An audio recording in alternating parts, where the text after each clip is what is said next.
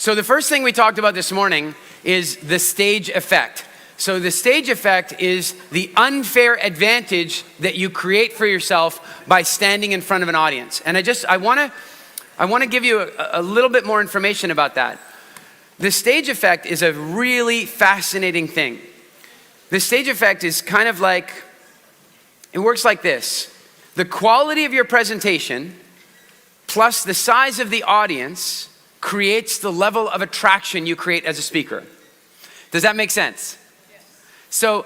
So what that means is that the bigger your audience, the more attraction that's gonna happen. And I've noticed this very much in my career because when I would go out on tour, when I launch in a new country, I might go on a tour in a new country and nobody knows me, and so I go there, and some of the events might have 20 or 30 or 40 people, but then some of those people end up coming to one of my workshops. Those people have a certain attitude toward me when they come to the workshop. As my career in any given country gets bigger, like I came here to Tallinn some years ago and I did an event and there were about 2,500 people in the audience. When those people come to my events, they treat me differently than the people who saw me with 30 people. Because there's something powerful about people watching you. The same thing applies on YouTube. Somebody sends you a video and it's got 4 views, and somebody sends you another video and it's got 4 million views. Which one are you gonna watch? The views are the size of the audience. And so if it's got 4 million views, you're more likely to watch it. If you've got 5,000 people in the audience, it creates more attraction. And so what this means is that when you stand up in front of an audience and you deliver from your heart, you are creating a level of attraction that is far beyond what you can create one-on-one. If there's 10 people in the audience, it's far more attraction than one-on-one. This is so important because in marketing, there is no system of marketing that is more effective than personal contact. I'm not talking about effective in numbers. There's many systems that can do better with numbers, but I'm talking about effective when it comes to creating a lasting memory or impression with somebody. Nothing will create a more lasting impression, really, than face-to-face contact with somebody. But the problem is face-to-face contact isn't very practical. How many people can you meet and really connect with in a day? 8 if you really have it back to back and you're spending, I don't know. And look, if you live in England, you can kind of travel around pretty quickly and meet with a lot of people because there's 60 million people living on a postage stamp. But if you live in Canada, it's a little different. I was working in Canada in Vancouver and I had a client in England and we've been doing business for a few years, but we'd never met before. And one day he calls me and he goes, "Eric, we're finally gonna get to meet." And I said, "Awesome, what's happening?" He goes, "I've got a conference I have to go to and I'm coming to Canada." I said, "That's great." I said, what's the schedule? And he goes, "Well, I'm flying into Toronto on Monday. The conference is on Tuesday and I've got Wednesday and Thursday free. So I figure we should get together for lunch." And I said, "Okay, and how are you planning to come out to Vancouver?" And he goes, "I have a rental car." Now, some of you will be aware of North American geography, but some might not, so I just want to put this in perspective. This is Canada for you. If you would like to drive from Halifax, Nova Scotia to Vancouver, Canada, and you have 3 friends to do the driving with you, and the car only stops for you to put petrol in, you eat and sleep in the car, it will take you 4.5 days. It's just, it's a big place. What I'm getting at is face-to-face contact in our world today is not going to be the most effective because it takes so much time. But the good news is that face-to-face contact is even more powerful face-to-faces. It's even more powerful. Let me ask you, and if you already know the answer, I don't need your answer. If you don't know me, you haven't met me, am I introverted or extroverted? How many people think that I'm pretty extroverted? Who thinks I'm pretty extroverted? Seems so. I'm up here on stage, whatever. How many of you think I'm more introverted? So the fact of the matter is, I am significantly more introverted than I am extroverted. You will notice I will walk around here. I don't walk up and talk to people all the time and introduce myself. I wouldn't say I'm shy, I'm just introverted. And one of the greatest tools of the introvert is learning how to be great at storytelling and standing on stage, because then you don't have to go meet people. They come and meet you. It's different. You meet them all at once. It's an incredibly powerful thing. But that's social, but what about economic? And so the example I often use economically is that if I'm a business consultant, and let's say I've got my friend, Eric and Derek, and I am the introverted business consultant, and he's also an introverted business consultant, and we've decided to buddy coach each other. We're gonna try and get through our stuff. And what we're gonna do is we're gonna go to a networking event, and we're gonna try and have a competition to see who can meet the most people. So, introverted business consultant Derek goes off to the event, pocket full of business cards, and he's handing out business cards, and he's meeting all the people. So good to meet you. I'm so happy to meet you. Here's my card. Do you have a card with you? Do you have a card as well? Can I have? And Derek is meeting them all. And at the end of the day, he's got a pocket full of business cards. I, on the other hand, introverted Eric, business consultant 2, I don't want to do all that. I call the organizer and say, hi, I'd like to come and speak at your conference. Here's my show reel, here's my bio, boom, and I get myself booked as a speaker. I walk on stage, I speak for 45 minutes. I make people laugh, maybe cry, maybe think, I give them distinctions. Who's gonna have the most business cards at the end of this conference?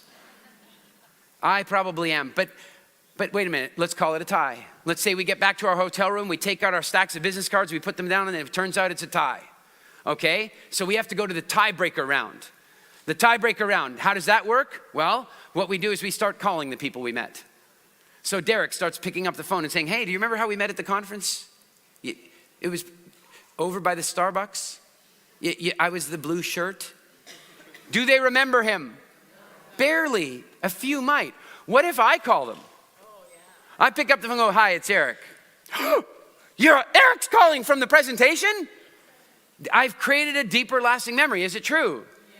So the tiebreaker is that I have as many business cards, but these business cards mean something. They connect something. Now, let's go to the next tiebreaker round. Which one can charge more for the same consulting services? I want you to hear me about this. This is not a small thing. This person does not charge 10% more than this person. This person can charge many times what this person can charge. I didn't fully understand this until one day I was doing an event in Las Vegas, Nevada. And I did my presentation at this event. Many speakers were there. I spoke for about 2 hours, and these guys walked up to me afterward. I was standing with my wife. They walked up and they said, we'd like to buy you lunch. What do I know at this point? They want something. But I'm hungry. So I accept the lunch. And so we go off for lunch, and we're sitting there at lunch, and they start trying to hire me to work for their company in California. I don't want to live in California. I live in the Dominican Republic. And just to put this in perspective for you, how many of you are familiar with kiteboarding? Anybody? So how many are not familiar with kiteboarding, but you are familiar with wakeboarding? So I'll describe kiteboarding for you. It's like wakeboarding, right? It's like wakeboarding. You're on a snowboard type thing, and in a wakeboarding, the boat is pulling you, right? But with kiteboarding, it's like you control the boat, and the boat can fly. It's an incredible sport. And I live on Kite Beach, and there's wind 10 months of the year. San Diego is beautiful, but the wind is seasonal, and the water is, there's a technical term for this. I have it here. I have it in my phone. I looked it up. Freaking cold. It's really cold. And so where I live, I don't need a wetsuit even in December. I'm not interested in going to live there. I don't want the job, but they keep trying to get me to do it. And I finally said, look, what do you really want from me? And they explained what they were looking for. And I said, no, I don't want to. And they said, well, could we hire you as a consultant? Actually, no, I'm not looking, I'm busy. I have a full calendar. I want to spend time with my family. I don't really want to, but I don't like saying no. And so sometimes I'll say no with a number.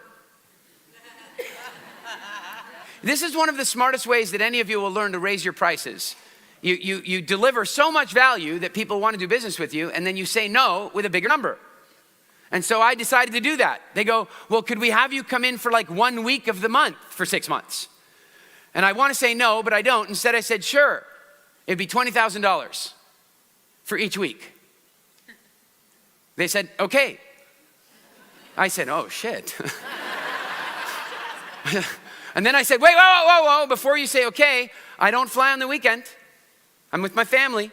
I fly on the Monday, and I fly home on the Friday. So it's 3 days, $20,000. And they said, okay. And so for the next 6 months, I did this. Before that, I would have sold days for a fraction of that amount if I was open to consulting, which I wouldn't have sold because I didn't want it. But all of a sudden I found the stage effect has an immediate and powerful financial return. It helps you sell things. It helps you get a job. It helps you get that promotion. It helps you get the funding for your business. It helps you recruit people for your company. It is the ability to leverage. It's so powerful. Now, in order for that to work though, we have to have some skills. We talked today about how to get more comfortable, but now what we have to do is talk about some skills. One of the most important skills you can develop as a speaker is the ability to go to a conference and deliver a talk that will appeal to the highest percentage of the whole audience, irrespective of the topic. Because you will occasionally get asked to speak at conferences where there's a wide variety of people in the audience and your topic might only appeal to half or a third of the people. Is that possible? And so the trouble is you'd almost be better off if the other people would just leave. Because if they stay in the room with their naysayer energy, if they stay in the room checking their Facebook, if they stay in the room talking to each other, they're gonna ruin the energy of the room and they're gonna distract other people from your presentation. You know, they don't all sit on their side, right? You got the interested person and the disinterested person and the interested person, and then it messes up the room. And you can't make them leave. And so what you need to do is keep their attention. And so doing that, we use something we call broad spectrum appeal. That is to deliver with broad spectrum. It's to deliver in a way where the audience likes what's going on, even if the topic isn't a direct match for them. So there's some keys to this. The first key, use stories. We already talked about it this morning. Stories are the operating system of the human mind. Look, if you tell somebody something, they're not going to remember it. But if you relay the information to them in a story that triggers emotion, they're going to remember it. You see, your mind has too much stuff to process. And so what it does is it decides what to hold on to. And what it will hold on to is anything that has an emotion attached to it. Does this make sense to you? See, if you have a day that's completely boring and you have no emotions about that day, are you going to remember that day? No. But if you have a day where you had an intense emotional experience, like say somebody drove into your car, are you going to remember that day? You had an intense emotional experience. If you have no emotion, there'll be no memory. If you have too much emotion, you could end up with PTSD. That's ultimately what it's about, is that the emotion is so intense that it writes the memory in so solidly that it can't be shaken out. Now, once we begin to understand that emotion is the glue that causes memories to stick, once we get that, then we know that we have to deliver things in story format. That is the operating system of the human brain. Now, sometimes people come to me and go, well, Eric, that's all fine and good. You're up there telling your stories. I don't have any stories. Does anybody feel a little like that? Don't have so many stories? Or the other thing they say is, well, Eric, but I have to just deliver numbers. I'm an accountant and I have to deliver numbers to the board of the company. How do I do that story? Well, what you begin to realize is that delivering a story is about the way you deliver anything. And what I mean is that if I have to come and deliver the numbers, then I can walk out here and I can say, ladies and gentlemen of the board, I have the numbers. We projected 14% growth on the quarter, and in fact, we achieved 16%. Well done, everyone. That's how it's done, right? In fact, that's somebody doing it quite well in our world. It can be done a lot worse than that, right? How many of you have been to a conference where you've been sitting in the middle row and you've been wishing you were on the edges? Anybody been to that conference? Right? So I've been there. And so what if instead I walk out and go, ladies and gentlemen of the board, I've got the numbers from the accounting department today, and I'm really excited about this because when we set the targets, you'll remember we projected 14% growth on the quarter. And you might recall, I wasn't a big believer. I wasn't so optimistic about that. And so this morning, when I got the numbers from the accounting department, I held the envelope in my hand. And I just took a moment before I opened it. And then I tore the envelope open and I read the report. And then I had to read it a second time. And I'm not kidding you, I had to read it a third time to understand what had happened. We projected 14% growth on the quarter. And what we actually achieved was 16%. Is it different? I created suspense, I created drama, and I made it a story. It didn't even take much longer. but I did it in a way that you will now remember that. In fact, I will be able to walk up to some of you 3-4 days from now and go, how much growth did we post? And you'll go, yeah, it was 16%. Right? Like you will, because I gave it to you in story. So the first thing you have to understand is it's not even that you have to have so many stories. It's that you have to recognize that the information needs to be delivered in story format. When it's delivered in story format, it becomes memorable. The only way you're going to get anybody to remember anything is by linking an emotion to it. How many people in this room you had in school, in your first 12 years of school, you had at least 1 or 2 teachers that to this day you would love to have lunch with them and thank them for the contribution they made in your life? Keep your hand up if they were a storyteller. 9 times out of 10, more like 9,999 times out of 1,000, these guys are storytellers. Isn't it true? They're totally storytellers. And the teachers that didn't tell you stories, you don't remember what they taught you, and these days you don't even remember their name. Do you know, I grew up largely in Halifax, Nova Scotia in the eastern side of Canada, and one of my teachers when I was in grade 3, and I know every country uses different, grade 3 means like 8 years old. And so I was 7 or 8 years old and I was in his class, and he was brilliant at storytelling. He understood everything about storytelling. He understood the suspense. One day he used to sit in his chair and he would put his one leg up on his desk. You know, kind of bad form, don't you think? So we often would sit and when he would come into the class and we're 8 years old and we'd put our feet up on our desks. And then he walked in one day and he goes, you guys think that's funny, don't you? And we're like, yeah, you do it so we can do it. Kid thinking, right? And he goes, well, I'm going to tell you why I do it. He said, one day I was going out on my first date in my car. And I was driving along and I dropped my girlfriend off at her house after an incredible date. And then I turned around and I was so high. I was so happy. I was so full of love from this experience. I'd gone out on my first date in my car on my first time. And I was driving along and I was heading along. And then suddenly something happened to the car. Somebody had hit me a little bit from behind. And then the car started to slide. And it was sliding toward this tree. And I saw the tree and it was the weirdest thing because there was nothing I could do. And the tree just kept getting closer and closer. And it was almost like slow motion. And all of a sudden, I just slammed into the tree. And then a little while later, I woke up on the road. I had been flung out of the car. And I woke up on the road. And the weirdest thing is I'd never been able to do the splits before. But now I was on the road and I was doing the splits. Only the problem was my knee was bent here. And so this bone had been broken so badly that it was sticking out through the skin. And so now there's a metal rod in my leg. And so when I sit at my desk while you guys are working, if I don't lift my leg up on the desk, it becomes incredibly painful. That's why I put my feet on my desk. He says, otherwise it's considered to be incredibly impolite. And I'm sorry I didn't share that with you earlier. I was 8. I still remember that story. Incidentally, I have not shared that story once from stage ever until this moment. Never have I shared that story that I can think of. I still remember it from when I was 8. Then one day he comes in and he goes, because one of the important types of stories to tell are metaphorical or allegorical stories, where you tell a story that the audience wants to hear. This is broad spectrum appeal. You tell a story that the audience wants to hear, but that's teaching something else. Do you understand? And so he walks in one day and he goes, guys, it's health class. Does he have our attention? No, we're 8. Health class doesn't get interesting until you're 12. Right? I mean, let's be clear. 12, 13, health class starts getting a little, you won't admit it, but it's starting to get interesting, right? You're 8 years old, it's not interesting. So he's like, it's health class, nobody's interested. And he walks up to the blackboard and he takes out this thing and he's like,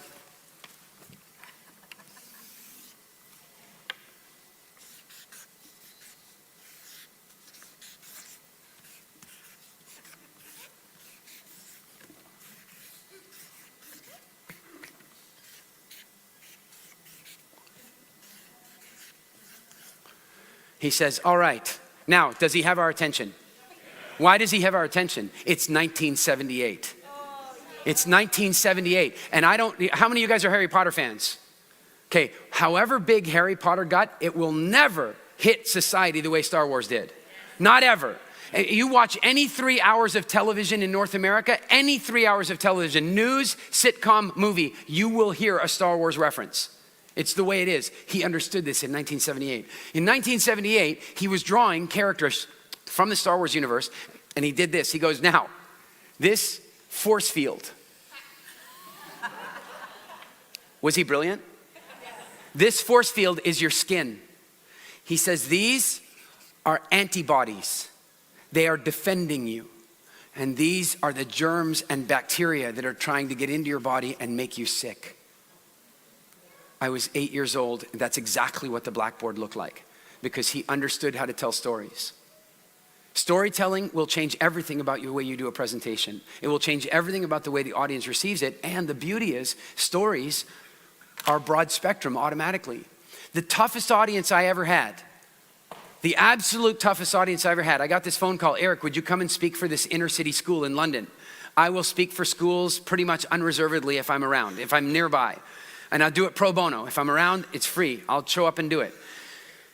The one thing is that when I'm doing pro bono speaking, I won't always put the same level of preparation as when I'm getting paid. I have things to do in my life. So if I'm speaking for free, I just kind of show up and wing it. I've got enough stage experience that I can usually pull that off. It's okay. And I get to the school, and I haven't done any research, and I walk in, and the headmistress walks up to me, and she says, are you ready? And I go, yeah, totally, I'm ready. I said, which kids am I speaking for? And she said, all of them. I said, oh, really? What kind of school is this? Is it a high school? Because I could speak to all of them. You know, high school, 16 to 18, I could do that. Or is it a junior high?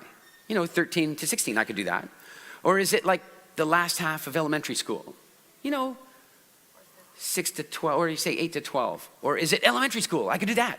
5 to 8 or something. I can handle that. She goes, no, it's a K-12. I said, K-12, that means, for those who don't understand K-12, it means that the youngest kids will be 4 years old and the oldest kids will be 19. They will be from 4 to 19 in one audience. I said, really? How interesting. I said, how long do I have to speak for? An hour and a half. They're from 4 to 19. And I'm going to speak for an hour and a half. I said, okay, excellent, no problem. And so immediately I start going through the system. I'm going, if I have to create broad spectrum appeal, I got to figure out what's common to all these kids. Like I've got to figure it out. First thing that is common to all of them, stories. Stories are common to all of them. Now you have to tell the stories slightly nuanced, but the fact is, do 4-year-olds like stories? They like the same story over and over and over again. And do 19-year-olds like stories? Sure they do. In fact, layered stories is one of the most valuable skills you can develop in the world, and you all know this, even if you've never heard the term before. Layered stories, this is what I'm talking about. How many of you have ever watched a Disney movie with children, and you've noticed that you suddenly realized as a child, you were watching a movie that was actually made for your adults?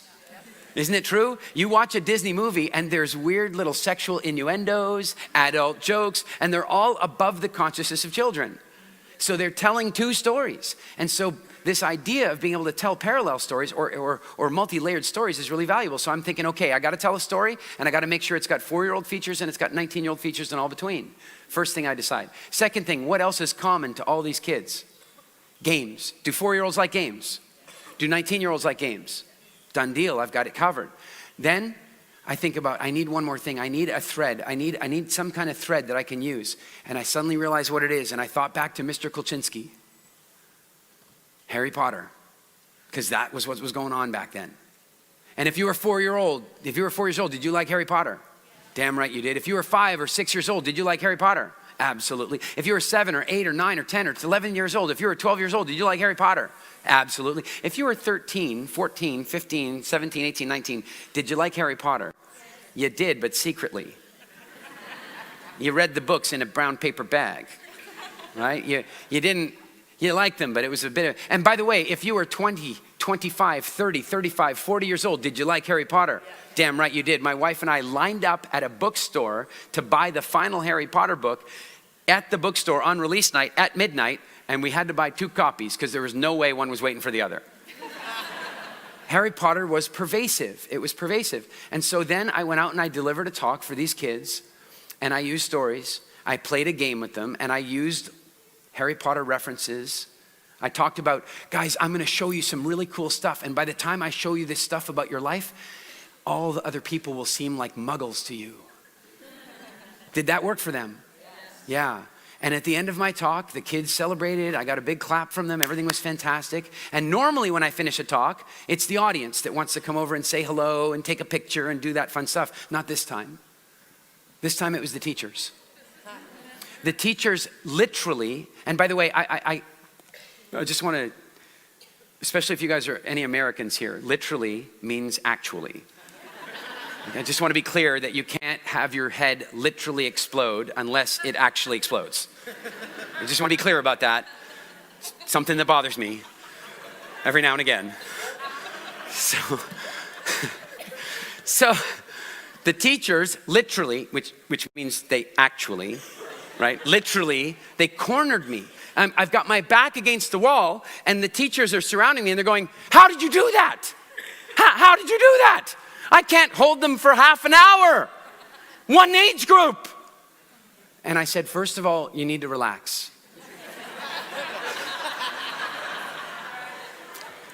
I said, I only had to hold them one time. I only had to hold them one time. And I was new and I was novel. So you can't blame yourself. The first thing is I only had to hold them the one time. And they're like, yeah, but still, like I have to hold them for a whole hour for my class and I just can't do it. You held them for an hour and a half in all the age groups. How did you do that? And I said, and I broke it down for them. I said, guys, it's about storytelling. I told them about Mr. Kolchinsky. And no kidding, they immediately asked me if I could come back and speak at the school again for the teachers. Because teachers are not being taught really effectively how to teach. They're being taught how to babysit and how to run curriculum. Does this make sense? So broad spectrum appeal, it starts with the recognition that story is the ultimate language. It's the ultimate operating system for the brain. And once you get that, then you make sure that your talks always contain a percentage of story.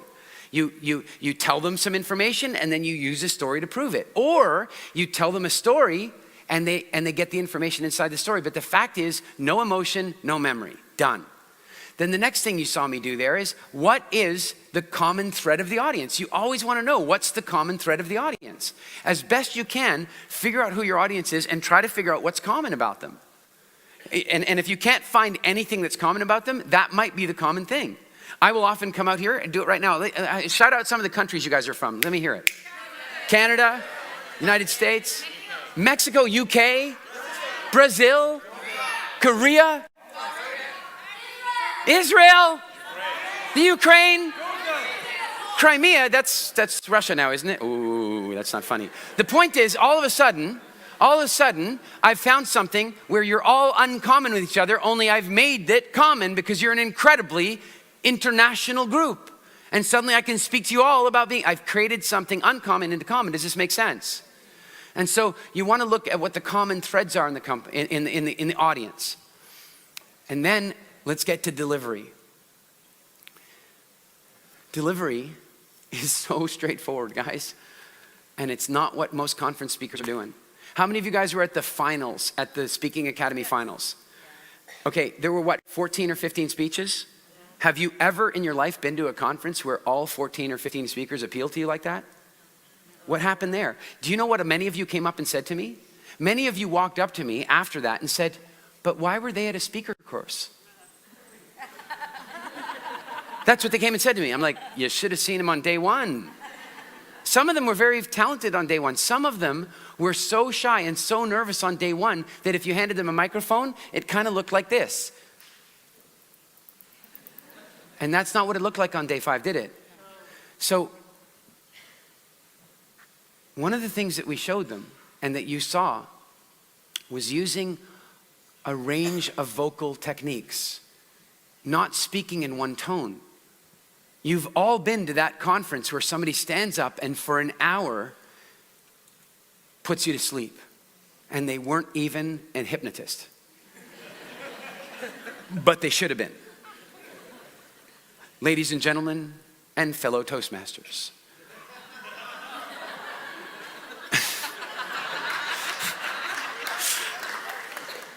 I don't mean, look, I love Toastmasters. I really do. It's one of the, every one of you should go join a Toastmasters and get practice. The challenge is that it's a great place to practice. And what often is happening is that people are becoming formulaic speakers.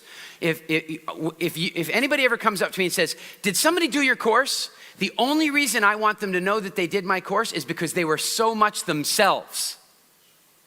I don't want everybody coming out being the same, you understand? And so when we talk about delivering, we're talking about delivering with passion, with you delivering yourself to the audience, with you being who you are. I am not interested in the speakers that can come up and act really well. It can be fascinating. It can be wonderful. I saw a talk once. It's one of the best talks I've ever done. I admire the speaker a great deal. It was incredibly funny. It had huge poignant moments in it. It taught really valuable stuff, and it was clinically perfect. It was one of the best talks I've ever done, but it was just missing one thing: heart and soul. It was perfect. He moved to the exact right place every time on the stage to say the right thing. And he did the right posture every single time for this thing that he did. And everything was clinical. And then when he wanted to go back and reference that story, he went back to that same spot. This is all really powerful skills to have, but if the audience can tell that you've done this same talk 100,000 times, then it doesn't feel genuine anymore. And the heart connection is broken with the audience. You should know your stories so well that you can tell them with imperfection. That you can tell them like you're telling them at the dining room table. Yeah, I'll be in the middle of a talk sometimes, I'll be going, it's like that time, what are the archaeologist, Harrison Ford, Indiana Jones, that's right. What are the odds that I forgot Indiana Jones? What are the odds of that? They say that whoever you admired most when you were 11 years old is who you grew up to become. Indiana Jones. Go look at my website. I mean, I travel around the world. I'm interested in archaeology. I'm in the bush with the animals all the time. There's no chance I forgot his name, but in that moment, I will do that. Why? Because it breaks the story and makes it look like it's fresh and coming out from my soul. It makes it, and then the other thing is it gets the audience sitting on the edge of their chair going, we better pay attention because he sure isn't. Right? Like it brings them in. And the other thing that it does, and please hear me about this because some of you have one of the greatest fears of speaking, and that is that you might one day be on stage and forget what you were going to say. Who's afraid of that? It's horrible. You're standing up here and you're going, oh man. They're never going to pay me now. It's horrible. But the good news is, the audience is paying attention. And so I will do my Indiana Jones trick every now and again to keep the audience live and fresh. And then every now and again, I will get distracted. Something will happen and I'll have, how many of you have ever found you're giving a presentation and you're saying words out loud, but your brain is talking to you back here? Yeah, every now and again, my brain will distract me. And then I might forget where I was going. And then I'll go, where was I going with that? And then the audience is like, you were going this way. Isn't it true? They will tell you. You never need to be afraid of it again. Don't be afraid. Just tell really compelling stories. Make sure they're paying attention. Then you don't have to worry about remembering ever again. Because here's the real funny part, is in many of my trainings on speaking, I will do that a few times. And then I'll come to the part where I'm teaching that I do it. I'll do it without showing them. And then I'll go, how many times have I forgotten what I was planning to say or forgot where I was in the story? And they'll say, oh, it's been 3 or 4 times this morning. And then I'll say, and then I'll show them what I did. And then I'll say, how many of them were real? And they have no idea. They have no idea. And I will tell you, it does happen to me. I'll tell you it's 10% compared to how often I do it, but it does actually happen to me. And I'm never afraid of it. I'm just standing here and I go, oh crap. Where was I going with that? And I'll look down at a section of the audience and they're like, oh yeah, where was he going with that? And then they'll tell me and I'll go, thank you. And by the way, when I say thank you to them, when they came up with the answer, how do they feel? They feel great. So you don't have to worry about that. You engage the audience. You tell stories. If you tell stories, you will have their engagement, but then you have to use the vocal range. You have to use your voice. When a speaker stands up and does that, good evening, ladies and gentlemen, I'm so glad that you came here for my talk today Today, what I'm going to do is attempt to kill you through boredom. I'm going to use this one vocal tone the entire time, which some of you currently find pleasant. But within a short time, you will stop hearing my words at all. Who has seen that speaker? We all have. And now here's the good news for you. How many of you think it would be really cool to become a speaker? How many of you'd like to do that? Here's the good news. You've all seen that speaker. You've all seen them. Think about this. If you've seen that speaker is making money as a speaker. I'm not kidding you. It's like the easiest place in the world to be the best. You just walk out and be yourself, and they're not willing to do it. And so you can walk into any conference and instantly be one of the top speakers simply by being yourself, using your voice and telling stories. It's done. It's absolutely incredible. I just yesterday got this incredible video from Lucas.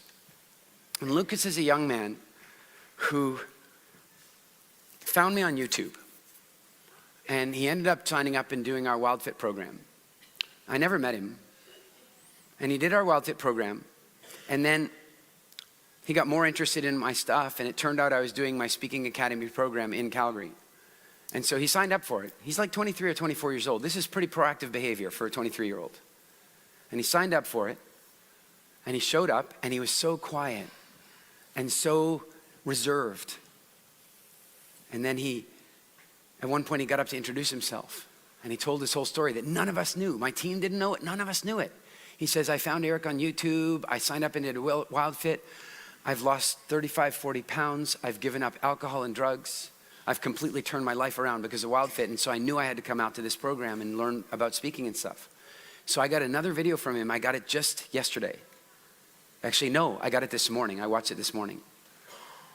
He has, since doing the Speaking Academy, gone out and spoken in 2 speech contests, like in these big contests for speaking. And he finished in the one 3rd place, and he finished in the other one 1st place. He had never done public speaking before he came and did the program. He is so grateful for his ability to communicate, but here's the kicker. Those winning prizes things, all that was for him was empirical evidence.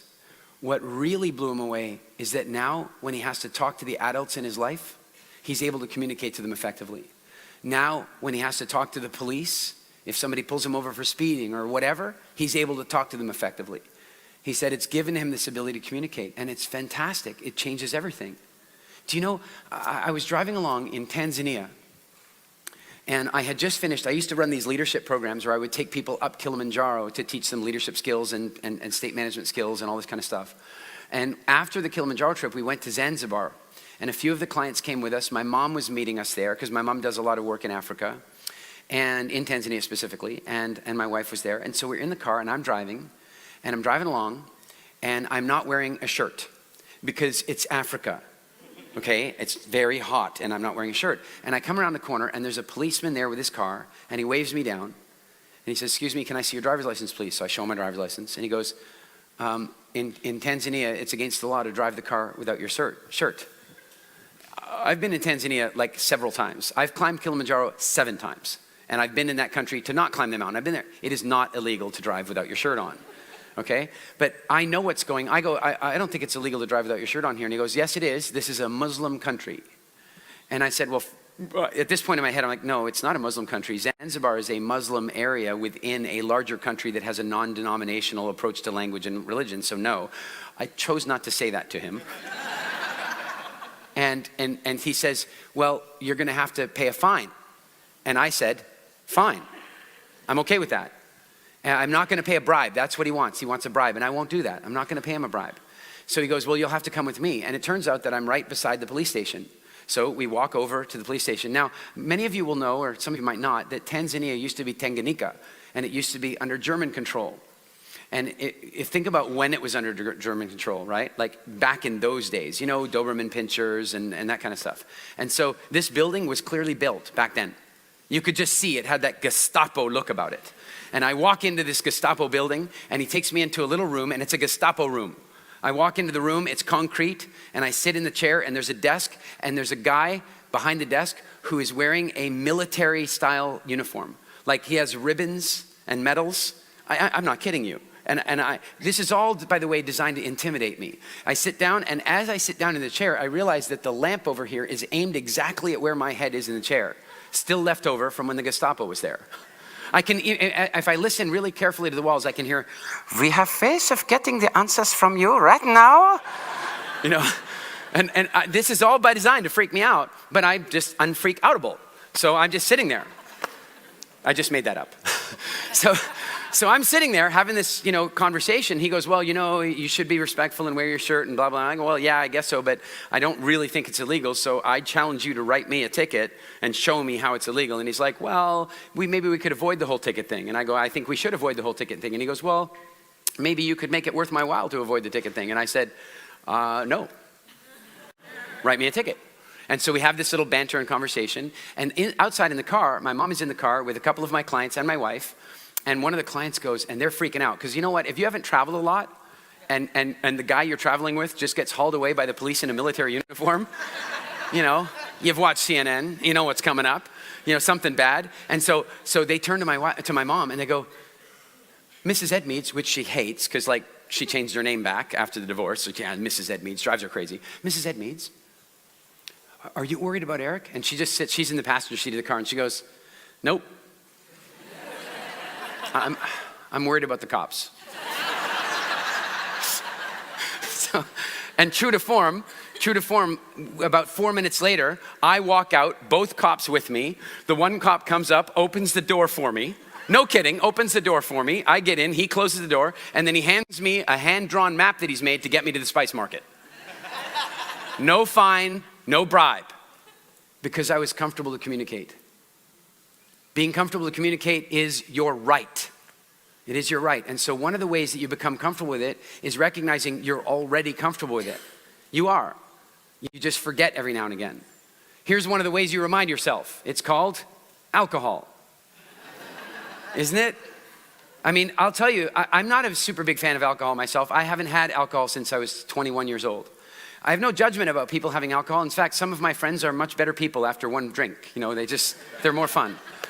But the fact is, what happens is, when we drink alcohol, our inhibitions are reduced somewhat. And I remember seeing this commercial. It was actually a radio commercial, so I didn't see it, I heard it. It was a radio commercial in Canada. And what they did is they had the sounds from a party full of 8-year-olds.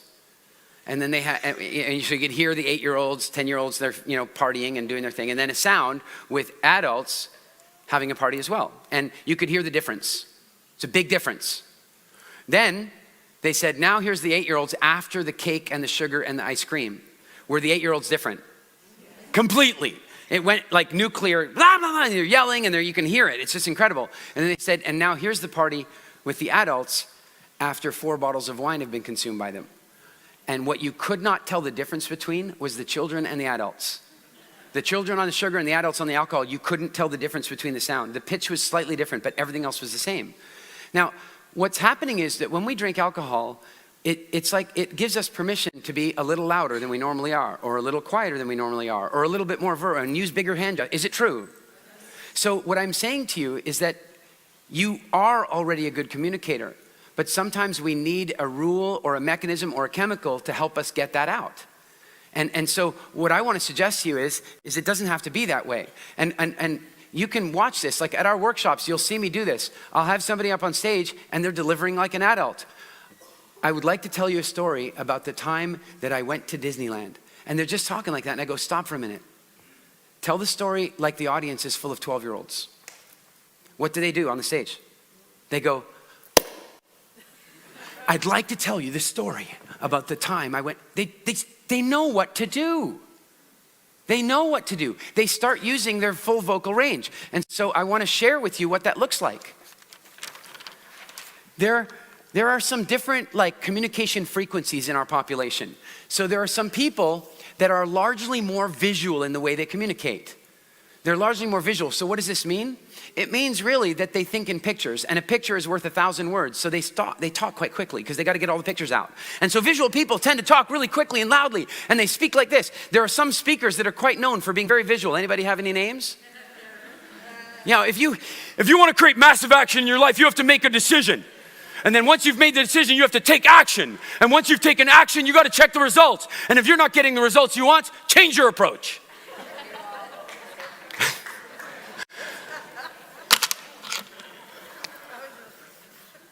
There are other speakers that are more auditory. They have a more steady tone.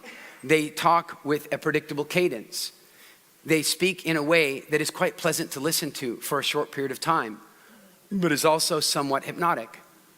They use words like sound, listen to me, I'd like to share. They have this kind of different energy about them. Then you've got another group of people that are a lot more kinesthetic in their delivery or feeling centered. And they talk really quietly. And they use long pauses.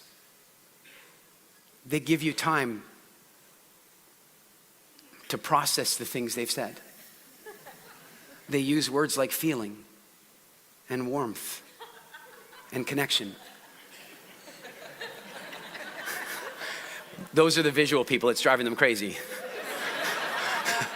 So the fact is that all of those ranges, and if you really look back at everything that I've done so far today, I've used all of them.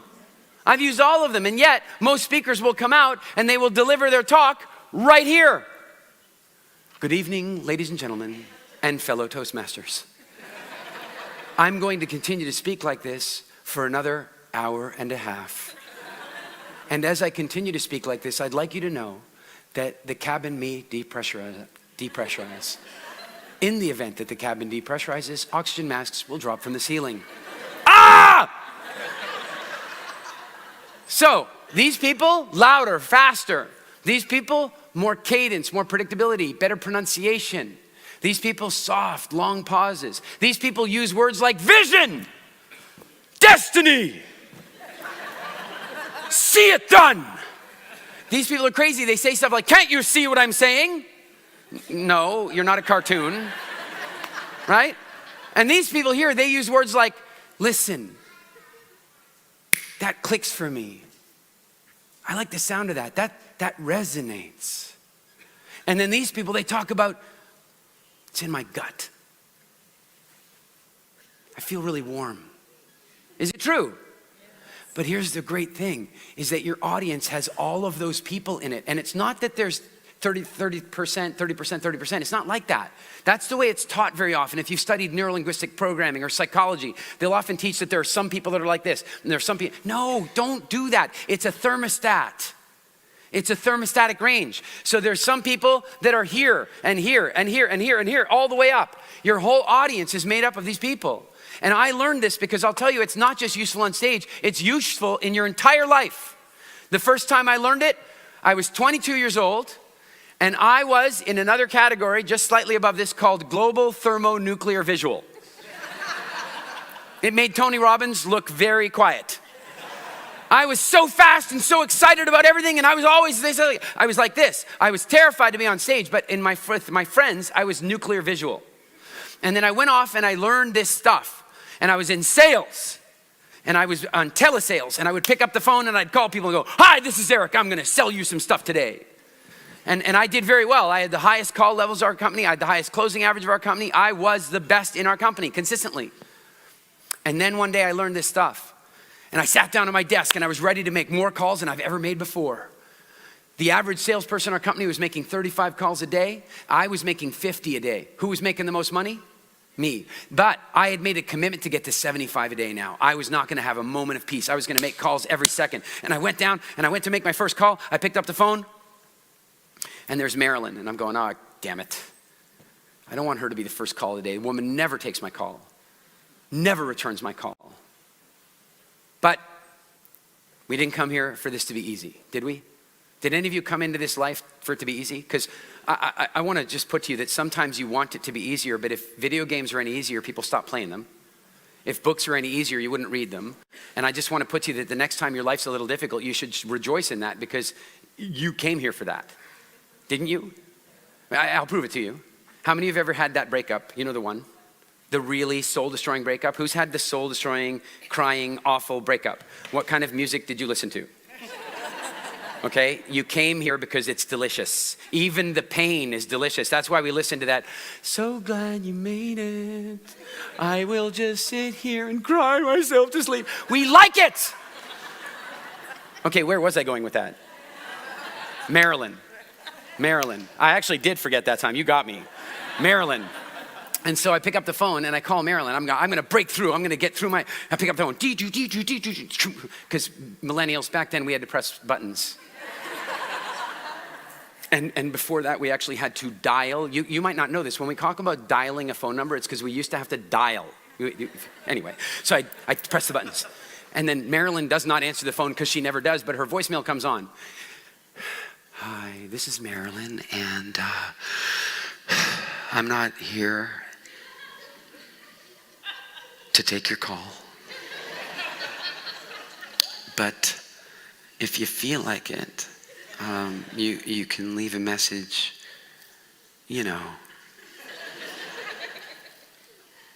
after the beep. I'm going, beep. Hey, Marilyn, this is it. That's not what I learned.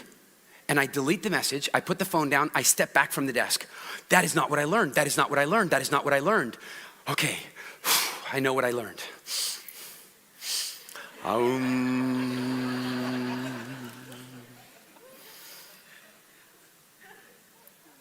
Softly pressing the buttons. Hi, this is Marilyn. It's still irritating me, but I'm going to get through it. And then the beep comes on. I'm like, hi, Marilyn. This is Eric. And I guess you're not there to take my call right now. But if you feel like it, you can call me back. Here's my number. And then I put the phone down, and I felt icky, like, it's just, yeah. So then, I go back to making my calls, but here's the thing. I was proud of myself. It felt odd, and it felt weird, because everything new does. Everything new feels odd and weird, doesn't it? And so I was proud of myself that I was willing to get through the odd and new. One of the biggest things you can do in your life is get over the fear of the first 5% of stuff. If any of you are really good at playing the first, little bit of Stairway to Heaven on the piano, it's because you didn't get through the first 5%. If you got through the first 5%, you can play the piano now. And most of us get stumped by the first 5% of new behavior, and I was really proud of myself that I did it. I would never know, because it was a voicemail, I wouldn't know necessarily if it worked or not, right? But then I'm making more phone calls, and then my phone rings on my desk. Now, millennials, what I'm about to share, any millennials that are here, and anybody who's younger than millennials, what I'm about to say is actually quite frightening for you. So I suggest you grab somebody's hand, just because it's scary. But back then, when people called us, we didn't have call display. We didn't know who was calling. I'm surprised any of us are still sane. And then you know what we would do, even though we didn't know who it was? We answered the phone.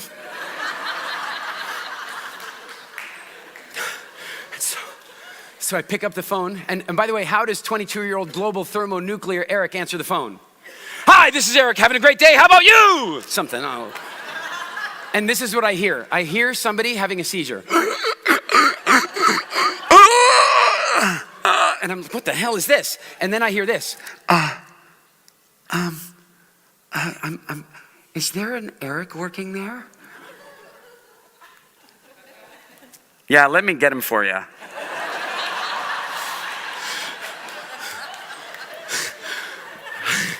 I come back and I go, hi, Marilyn. This is Eric.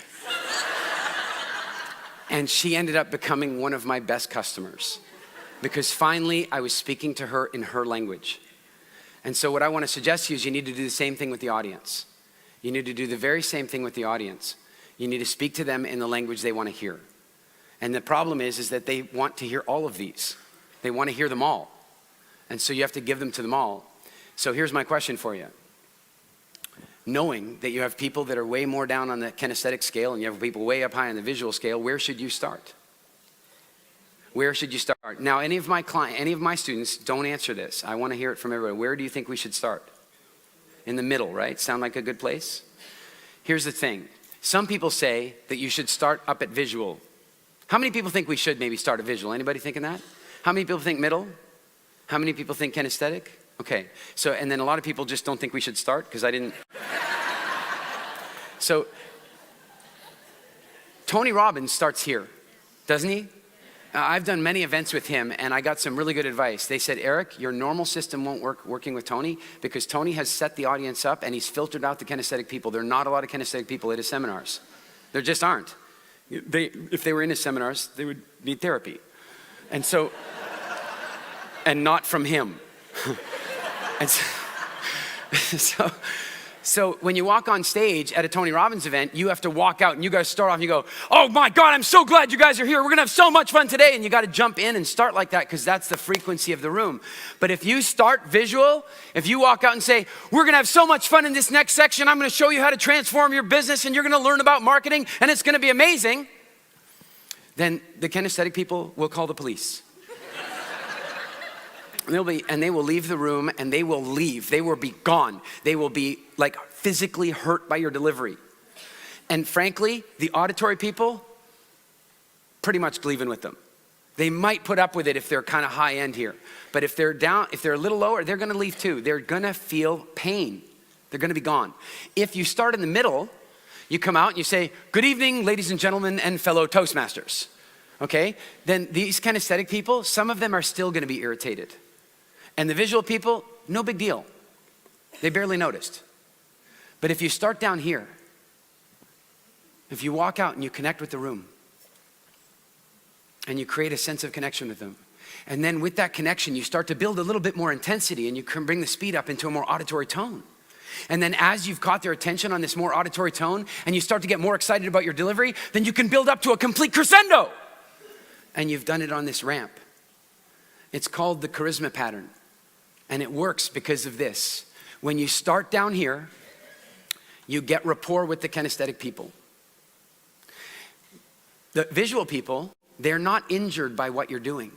In fact, frankly, they don't even know you're doing it because they haven't even seen that you've started. They haven't. You've started and the visual people are still talking to each other. But the kinesthetic people are just going, finally. I like this one, right? And then as you start to warm up, the auditory people are going, oh, I think it started.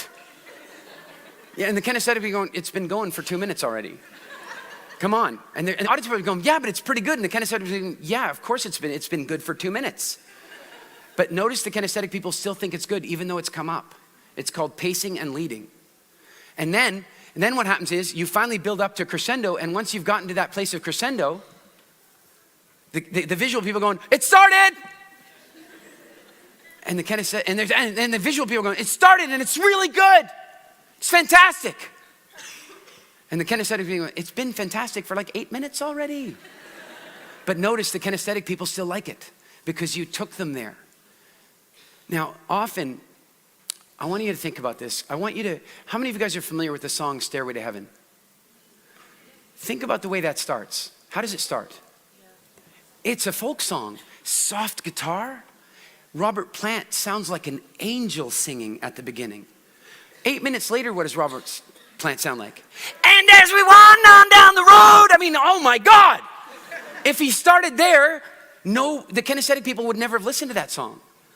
But it is the most requested song in the history of radio because it runs the charisma pattern. How many of you guys ever heard the song Lose Yourself by Eminem? Go listen to it again. It is the most gentle, gorgeous, soft starting song. And 8 minutes later, Eminem is screaming his heart out. But the kinesthetic people like it because they were taken on that journey. That song spent 13 or 14 weeks at #1. That never happens anymore. When you use the charisma pattern, you really get to take your audience with you. I want you to think about this. How many of you ever watched Martin Luther King? Yeah? So here's the thing. When you see Martin Luther King in the media, they typically show you one part of his speech. Matter of fact, let's go to somebody a little less positive in society. How many of you ever seen a video of Adolf Hitler speaking? Anybody seen that video? What part of the speech do they show you? They show you the crescendo only. They only show you the crescendo. They do not show you the fact that Hitler was a genius speaker. Evil, disgusting, terrible, but a genius speaker. And what he would do with his audiences is he ran the charisma pattern. He would start off soft and he'd bring them up, but the part you see in the movie, the part you see on the old reels, kind of looks like this. Like, I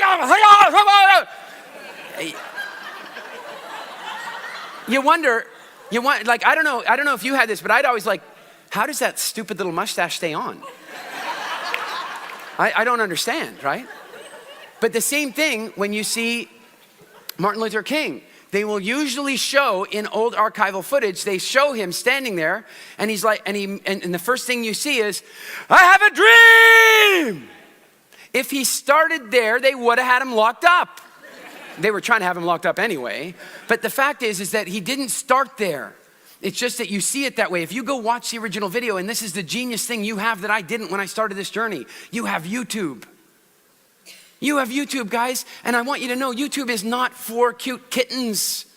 Okay, it is.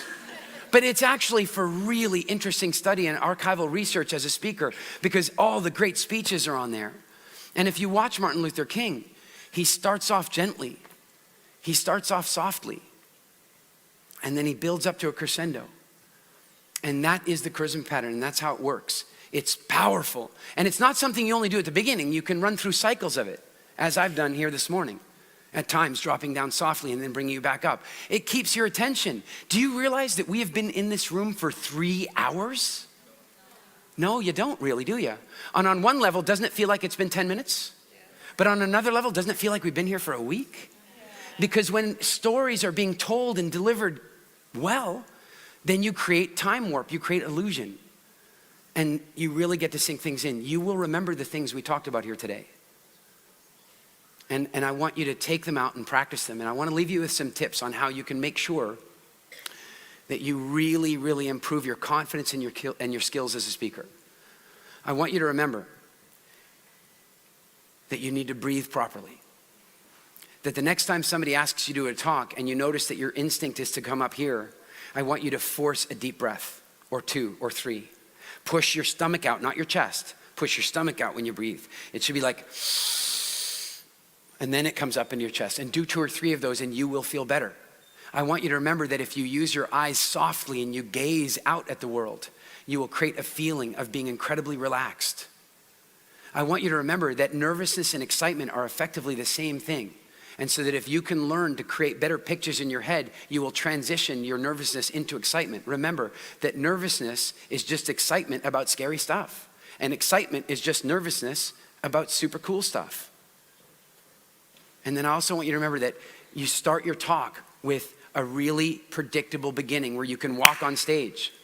I want you to remember that you walk on stage and trigger a laugh from the very beginning. And I want to end with a little bit of a story about how I do that, how I start many of my talks. Because it was a really important day in my life, and I think it can teach you guys some valuable lessons about belief. I believe that one of the most powerful things you can change about yourself is your belief. And belief is not black and white. It's not I believe or I don't believe. It's not like that. You believe in degrees. Isn't it true? You believe in degrees. And so something like Mindvalley University, something like the courses and quests that you do on Mindvalley, what they're really designed to do is give you information partially, but a big part of what they're designed to do is to help you improve your sense of belief. Improving your sense of belief changes everything for you. It changes the way you see the world. 1% belief allows you to see things that you didn't see before. How many of you had the experience where, you hear this, people talk about this all the time. You decide one day you want to buy a car and all of a sudden that car is everywhere, right? Where was it before? Why couldn't you see it before? I'm going to put to you, you could see it before. Because if you couldn't see it before, you would have tried to park in the same parking spot. You could see it, but you couldn't see it for what it was because it wasn't important to you. When you start getting a sense of belief about things, you change everything. Beliefs are like little viruses, and they eat only one kind of food, and that is evidence.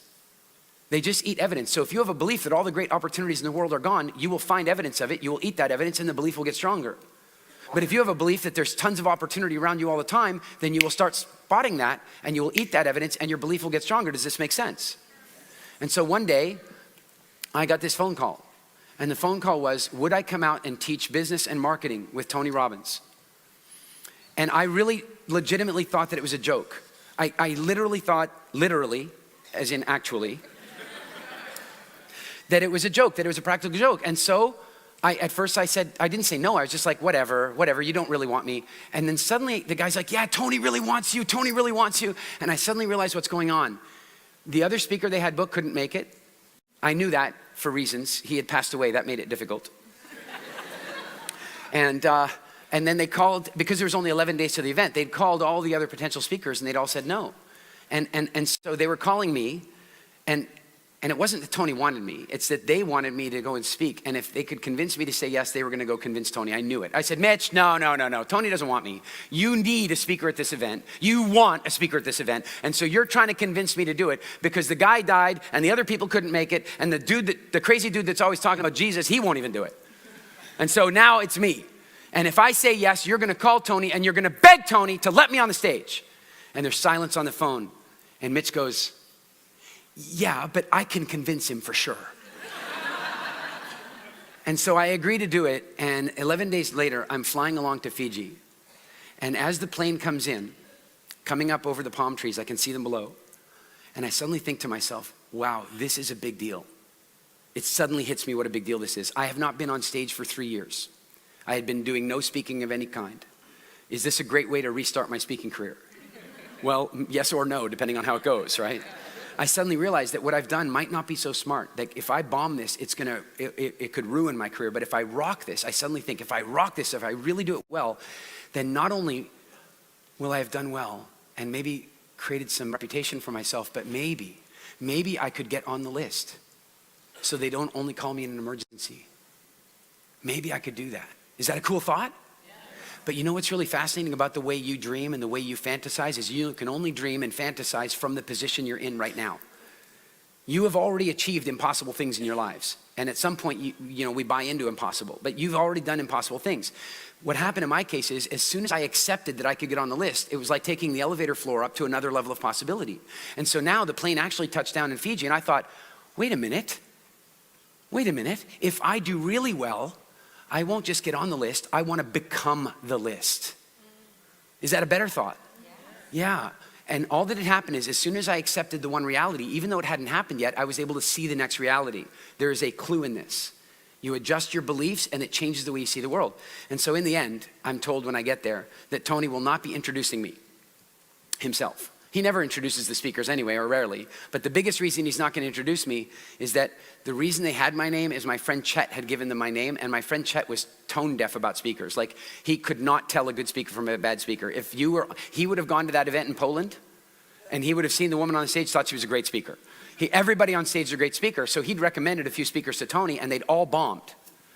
And so his advice, his recommendation to Tony was like, that was a guarantee to never be at Tony's event ever again. And so I knew that Tony knew that. And so when Tony wasn't gonna introduce me, the reason he wasn't gonna introduce me is he was afraid I'd bomb. So he doesn't wanna go up and say great things about me and then I bomb, right? Is that fair? I get it. And so instead, the Chinese translator is gonna introduce me. And Chinese translator, by the way, is on stage translating live, not like these guys in the booths at the back. By the way, for those of you who are getting this in Russian, are they doing a great job for you? Give the translators a big hand.